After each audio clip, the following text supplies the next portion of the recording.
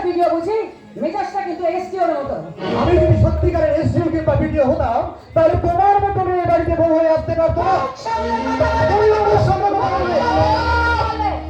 বলুন, তুই কি তোর এই বৌদির মতো অবুঝ হয়ে গেলি? তুই কি ভুলে গেছিস এ তোর বাবা, এ তোর দাদা?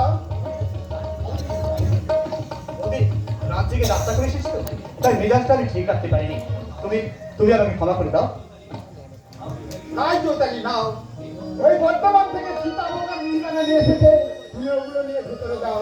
আর ওই বাচ্চাটাকে আমাকে দাও, দাও।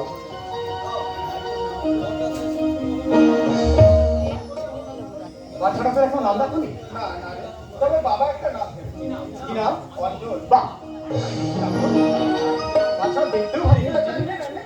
ভাই তুমি বলে নে না। না, না, কেন? আমি বর্ধমান থেকে বাড়ি ফিরে বাবার পায়ে হাত দিয়ে প্রণাম করেছি, কিন্তু হাতগুলো তো ভালো করে ডেটল দিয়ে ধুয়ে আসিনি। আমার বাবার বন্ধুগুলি গায়ে হাতে যদি পয়সের লেগে থাকে। এই যে ভাই অন্ধপ্রাণ দাদা, তোমার চাঁদগালা ভাইয়ের মনটা কতটা সাদা সেটা তুমি ভালো করে বুঝে নিলে তো?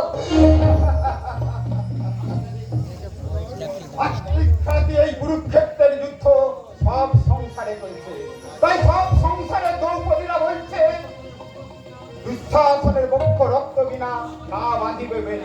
তাহলে আমি ওকে চিৎকার